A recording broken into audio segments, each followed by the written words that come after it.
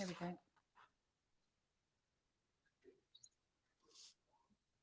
Welcome back for the final time today. It's encouraging to see so many familiar faces from this morning's session. So thanks very much for staying with us. On to our final panel discussion on digital citizen engagement. Over the last 18 months, the sector has recognised the need for digitisation to help reshape the citizen experience. The public sector is moving towards delivering technology which has been designed and implemented based on a data-focused generation. Nevertheless, as the sector tries to engage with those digitally forward, those who are digitally challenged cannot be overlooked or forgotten. Further scope for consideration in the process of digital transformation is how public trust can be built and reinforced throughout the process. Even when the global crisis applies a greater pressure for agility in digital public services, a citizen-oriented approach must remain a priority for engagement. So in this panel, we'll look to explore how the sector implements a cohesive service transformation, collaborating with its citizens to produce an open and user-driven digital service. So joining me for this discussion, I'm pleased to welcome Melia, Customer Experience Director at Capita, Kirsty O'Callaghan, Head of Strengthening Communities within the Public Health Team at Essex County Council, Ian Anderson, Director of Legal Services and Partnerships, Hull City Council, and Rosa Suarez, Digital Inclusion and Engagement Officer at Citizens Advice Manchester. Any questions from you? The audience, of course, are welcome. So keep an eye on that Q&A bit on the right-hand side of your screen. If you do have a question for any of our panelists, pop it in and I'll keep an eye on it. Welcome to all of you. We've got another good full house, always great on a digital virtual event. Let's kick off with you, Chris, if we may. Over the last 18 months, sort of to 2 years, what have been the main changes authorities have made to their citizen engagement approach?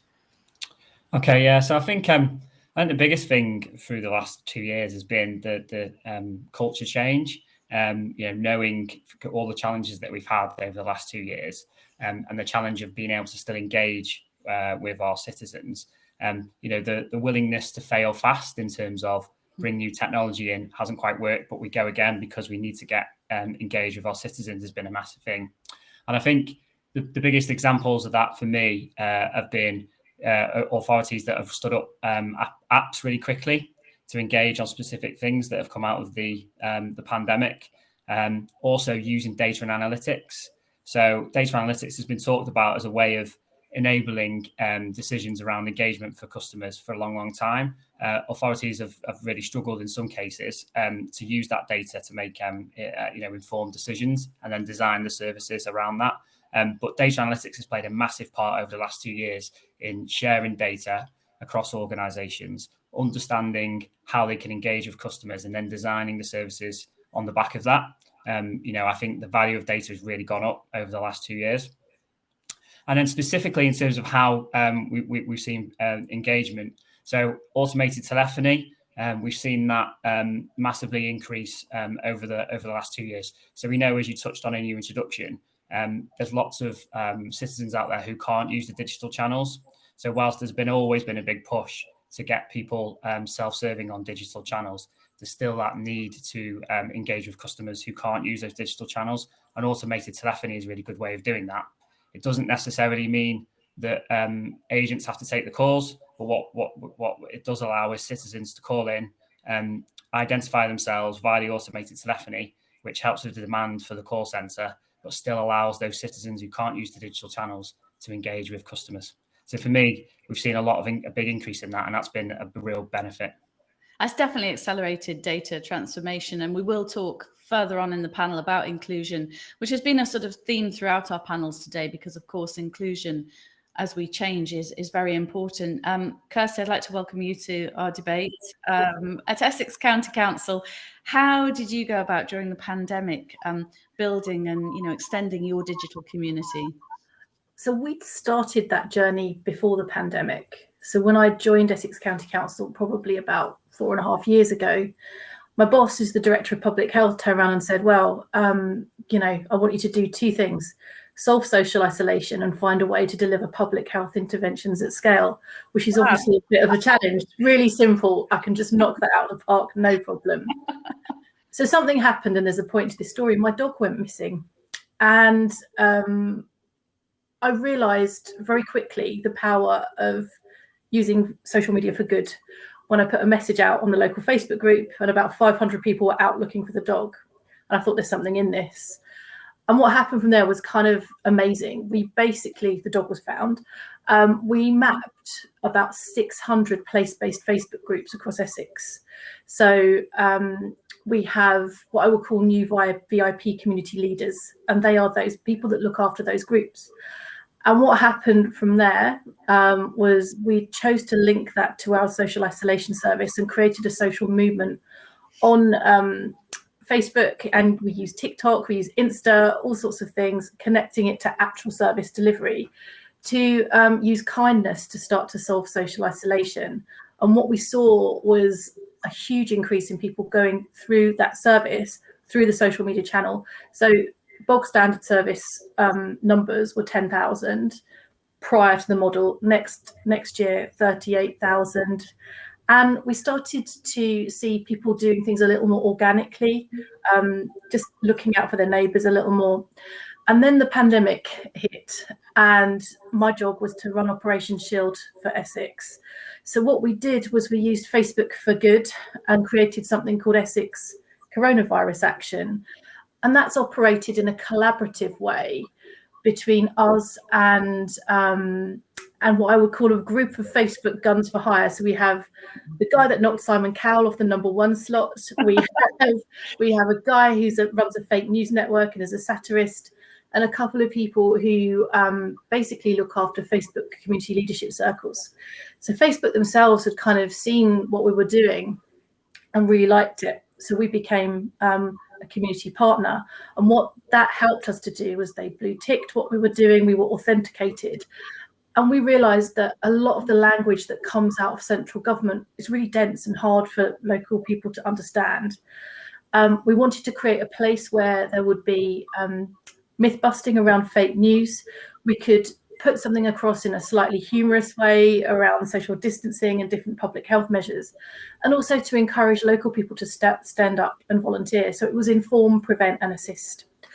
We didn't realise, but on the day we launched that, all hell broke loose, and we literally ended up with about 100,000 people engaging with that page and that group, and they've stayed with us, which is awesome. We were able to recruit about 7,000 volunteers in a week and onboard them using Facebook and link them to our service. And we were able to, because this is collaborative, we were able to look at the sentiment that was kind of out there in the public and tailor our messaging accordingly, and take some of that stuff back to centre and sort of say, we need more of this. So we started delivering services through the platform as well, major channel shift, things like mental health first aid training. We got Carol Baskin from Tiger King to do a shout out to Essex, and John Cleese also admitted, you know, that he'd also had COVID and became Basildon faulty for us. But Kirsty, did you get your dog back? I totally got my dog back. Good. Yeah. So let's move on, because I'm just aware of time. So that's okay. That was a lovely start. Let's bring Rosa into the conversation. Rosa, can you define how what you see as digital exclusion, and what are the challenges to overcome that? So I think, speaking of digital exclusion, we first have to speak of digital inclusion and where we think that is. And it can really be defined in terms of confidence of someone, being able to use a computer, a device in the first place, of it being accessible. So this can range from the broadband connectivity, if they have access to it, or even assistive technology, if they, for example, have a disability, or might have like English as a second language, and just affordable access, really. But then we have to think about the factors that might influence someone actually making use of this, which can be the motivation.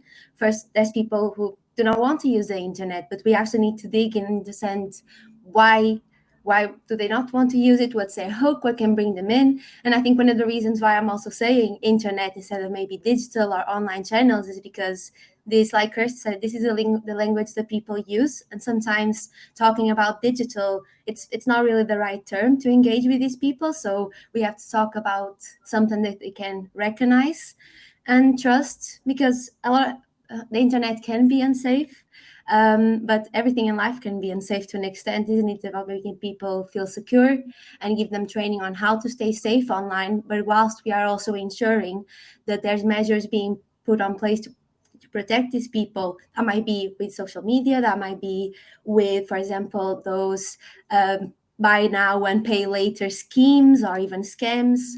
And I think at the end of the day is that the stakeholder complex for digital is so complex because there's so many interests at hand. And there's kind of the voice of the end user, the one that really benefits from it, is the one that is actually missing from all this research and all these terms. Because we're talking like that, of course, the government has put together a digital scale and like we have the essential digital skills framework. But what does it actually mean for the people on the ground? I think quantifying and measuring these skills doesn't actually matter because the reality is completely different. It's just about people using the internet for the stuff that they want and they need, like for online banking or knowing how to use to see a YouTube video to learn how to do something themselves, or booking a GP appointment or attending a GP appointment remotely because they can't leave their homes or they are chilling, etc. I think it's about, I think Kirsty mentioned it really well, which is about asking what also the people want and need from it and incorporating it in everything that we do. Ian, given that many small and medium enterprises don't necessarily have a website and perhaps lack some digital knowledge and understanding, to what extent is digital exclusion a barrier to growth? Well, I think Kirsty's illustrated the potential for swift expansion for any business that uses the media of the internet. So while you can expand to a degree and work on a word of mouth basis as a business, if you want to step up to the next level, it's essential that you are able to use digital means to run your business and to build the confidence in using those skills that you need to have to do so. I mean, there's many easy to use cloud systems and media to really help you do this these days. So it isn't a problem, and many people are obviously getting to that point. But of course, it is a bit of a fear factor, and we've talked. Obviously, Rose was explaining the four usual barriers to engaging digitally and feeling excluded: access, skills, confidence, and motivation. So the motivation for any business is the motivation to grow. And so I do think in the absence of digital engagement, you will find yourself these days limited in what you can achieve as a business. So I think it is a real barrier for any commercial enterprise if they don't step up. And we as local authorities can help with that. I mean, obviously, one of the barriers for many small businesses over time has been the tender processes, and how you engage nowadays in tendering for local governments is almost exclusively through tender systems that local authorities run online. And initially they were hard to use, and it took a long time for us to get businesses to the place of, small business that is, the place of tendering effectively. But there does need to still be more work on that. However, as we get better as local authorities at this, I think we find businesses are responding. We had a situation recently where, following the creation of a dynamic purchasing system on a different medium for taxi drivers, there was taxi drivers submitting bids from their smartphone while on the job, essentially. So I think the world is moving on all the time and getting better, but it is essential that people move onto that, and essential also that local authorities help them with that. Chris, do you have some examples of change that you can share with us that really stand out? Yeah, so I think I mentioned at the start around, well, it's two things really. One around data analytics, and so there's been some real good use cases that I've seen where we focused on stopping things happening in the first place. So where we've got a particular service area, that has high demand, using that data and analytics to try and understand where that demand's coming from, how that can come through, has been really powerful. I'll give you one example around homelessness. So, homelessness is a big problem for a number of local authorities, in fact, most actually. There's a good chance, well, there's not a good chance, it definitely has happened, that every person who becomes homeless will have been in touch at some point with the council on numerous occasions and with partner organisations. And it's trying to understand at what point could intervention have happened before that person became homeless. Every time, obviously, every time there's an interaction with the council, there's a cost involved in that, but the cost goes up every time. And by the time somebody comes homeless, there's a high cost. Cost isn't the main thing here, by the way. The fact that somebody becomes homeless is the issue. But what I'm trying to articulate is that using data analytics better, gets sharing data and understanding it better, stops that happening in the first place. And alongside that, understanding how those people could have engaged with the council. So perhaps they didn't engage, or they did, but not in a way that was understood, and therefore can we make that easier for people before they get to something like which is terrible situation for them? How can we stop that happening and make it easy for them to engage? So that's one example I would give, which can be a quite powerful one as well. And we're using data analytics to try and stop that happening in some organisations. Kirsty, I just wondered if you want to add to that, because I'm sure you've got examples like that, have you? So for us, in terms of the whole population health piece, understanding from multiple data sources the kind of vulnerability, we have something called the vulnerability index, and that helps us to predict in terms of our commissioning intentions and commissioning decisions where we need to invest next. And that can be either sort of in communities of place, purpose, or interest. So for me in particular, the engagement mechanism that we developed with the community campaign model, that enabled us to look at women's safety, for example. So we could pull data from the platform, everyone's invited, but we could also do our own hyperlocal stuff as well. And because we used the Facebook platform where everybody is anyway, and there's already a sense of belonging, you get a higher rate of hits. So we were able to understand at a real hyperlocal level what the issues were around women's safety and the perceived issues were in individual groups. And that helps us inform our commissioning intentions and our investment decisions for the future. So effective data is super important. Rosa, you're at Citizens Advice. How has this switch to digital by default changed the way that people access advice, information, support? Yeah, I think when we all got hit by the pandemic, I think organizations and services had to adapt very quickly.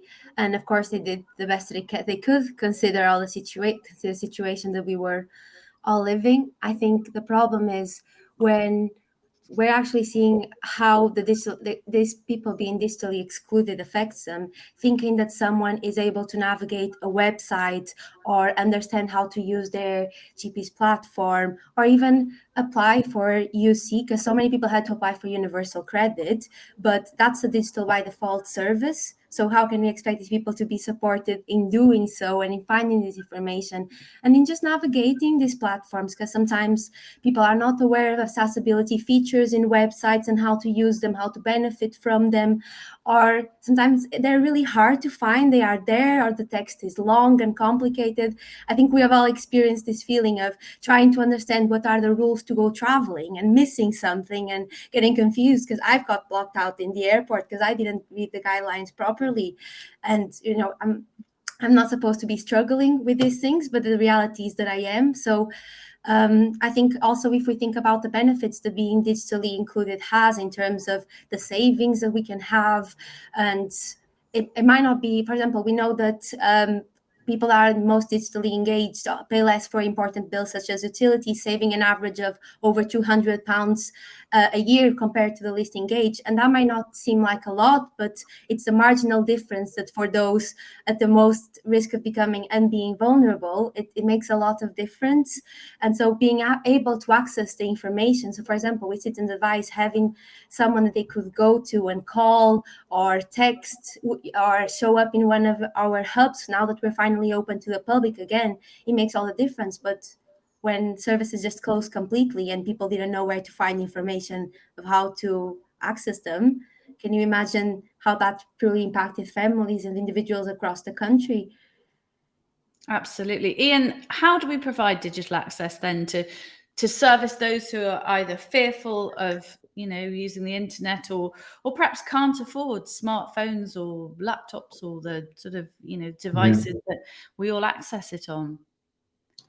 Yeah, I think, well, when we look at the figures, we find that 29% of the population still falls in the very low digital skills arena. And if you look at housing benefit claimants, it was 40% before last year. It has gone down slightly to 34%, but a very, very significant proportion of the population are outside, if you like, of digital inclusions. And so it's a key thing. And I often nowadays there is access, there is the ability to develop the skills.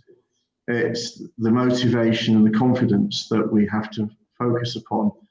And one thing that through the pandemic that was perhaps of relevance and help around this has been the transformation of libraries. I think around the country you will have seen the expansion of e-books, e-audio, and e-magazine facilities that you can get at your library. Now, our traditional view of library would be we would approach them to borrow a book. They had begun to transform into places where you could access the internet. Now they've made that service available at home in a very easy to use, accessible format. And the motivation starts with that sort of place, really. And again, when people are at home in need of services, perhaps adult social care services, that familiarization with what is possible takes a long time. You have to allow the time for it. I give the example of my mother, who, when I first provided her with a Kindle, it sat on the shelf for a year or two. As she got familiar with that, and I gave her a mobile phone, that again sat unused for a while until she could use it to control the heating, and she needed to be able to turn lights on, and she struggled to reach the light switches, but she can turn the lights on. As people see what they can get from this medium and how it can help them, their motivation to use it increases because it makes their lives better, and they see that, and their confidence in using it likewise improves. I think we have to recognise it is a long journey, but you have to go with where people can be helped in their communities, and we're trying to develop hubs around the city where people can go and have that sort of support to help them on that journey, but not, if you like, in the sort of preaching way that sometimes can come over. But if you like, a part of how the voluntary sector support you can be about helping you on that journey. I think confidence is really key, and it made me smile when you said about your mum and changing the heating, because my mum's nearly 80, and when she embraced digital, it was when she realised she could be here in London helping us with the children. Dad's in Grimsby, and she could alter the heating from her phone. Yes. That changed her journey. I don't know whether any of you were in our morning session, but we heard from Stu Higgins, who was our keynote speaker this morning, and I've just noticed Stu on our live Q&A section. Stu says, how do you reach out to people who have left old social media channels behind? How do you keep up with new channels and the movement of lots of groups from one channel to another? For example, Facebook to Instagram to TikTok. Kirsty, you're nodding away there. Do you want to take that? Sure. So I guess the community determine where we go next the whole time. So I work with a network of influencers this is their business, this is their gravy, it's what they do. So if all of a sudden, and it doesn't happen all of a sudden, if all of a sudden people are using TikTok, then we diversify, because I think that the way that we work is very much is that brave, not perfect approach to life. It's never just that one thing. So some people will stick with Facebook. They're an older cohort of the population will stick with Facebook. We know that. For us younger people, obviously Insta, TikTok, Snapchat. Men, a lot more focused on Twitter. So we end up on Twitter a lot, and we work with things like gamification a lot. So we work not just with those platforms, but we work with, I'm too old, I hate that stuff. Those awful YouTube channel people that kind of are playing computer games, things like that. Because we need to engage with young people. So we flipped our offer again. So we work with that set of influencers.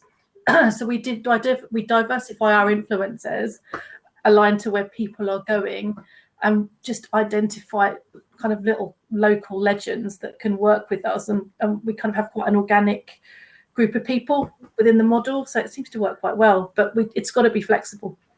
Absolutely. Chris, what do you think is the most important thing to consider when designing services for citizens to engage with?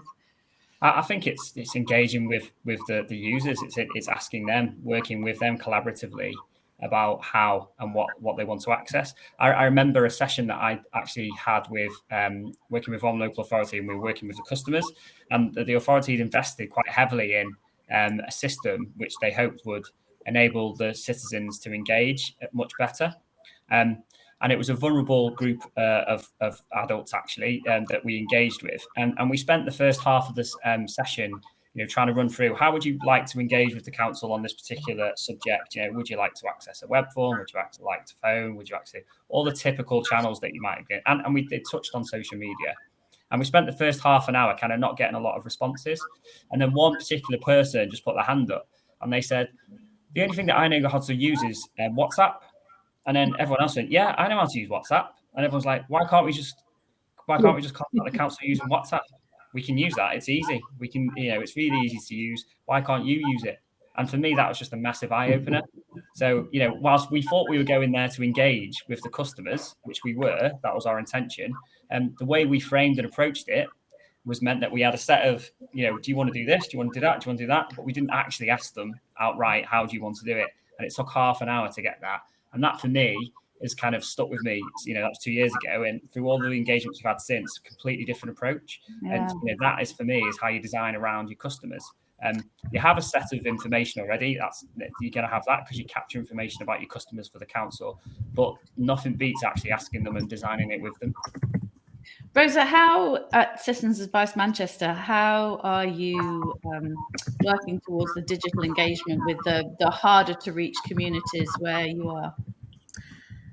So Manchester has a very curious reality, which is just a very diverse city. And so to engage with other diverse communities, what we also have to understand is that whilst we're calling them hard to reach, it's just that maybe we're not reaching them through the right channels. A bit like Chris said, is we're not finding them where they are. We're just kind of expecting them to be in the channels we are already in. So I think we've been really trying to improve on our partnership work, trying to really work with hyper-local organizations that actually know and represent these communities. And co-designing our services with them, make sure they are inclusive, that they are culturally aware.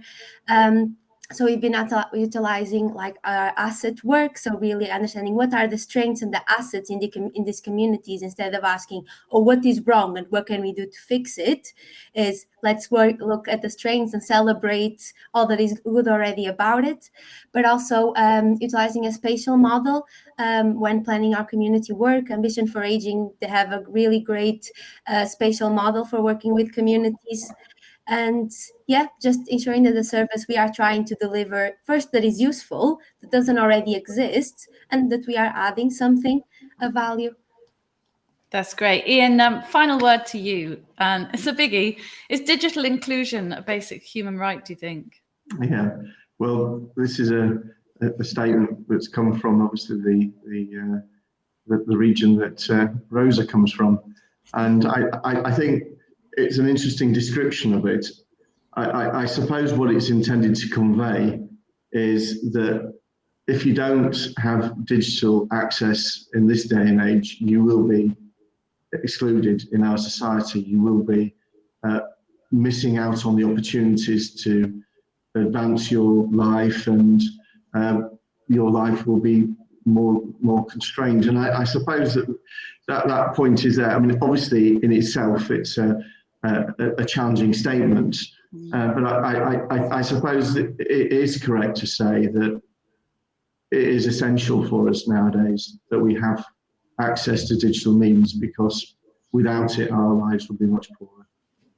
I think you rose to the challenge there, Ian, of ending on some very strong words. I'd like to thank all of my panellists for a fifth and final really interesting debate. Once again, the time has just flown, and thank you to Stu for putting a question in as well, and for you for listening. With that, we draw to a close on a fantastic day of guests and delegates networking across our platform. We've covered a breadth of challenges, opportunities and solutions as we've engaged with the topic of digital transformation. I'd like to thank all of our speakers and panelists today who've taken the time out to share their expertise and their insights. As mentioned, throughout all of today's content will be available to view on demand within the platform at your leisure within the next 24 to 48 hours. And remember, our networking tools remain open year-round with an ever-growing community of registered innovators, including you. I look forward to seeing many of you back again for our event on cybersecurity and fraud and human error, which is taking place on the 2nd of December. Perhaps bring some of your colleagues with you next time too. If you're a winner in our gamification challenge, the PSE team will be in touch to discuss your prize options. Separate to gamification, today's event was CPD with 1 CPD point earned, content watched. We'll information and distribute CPD certificates. Before we go, I'd like to extend a special thank you to our events team behind the scenes, a public executive who have helped put this together. And from me and everyone at PSE365, thank you for attending today and giving us your time and attention. Have a good evening. I'll see you again, hopefully at our next event. So bye for now.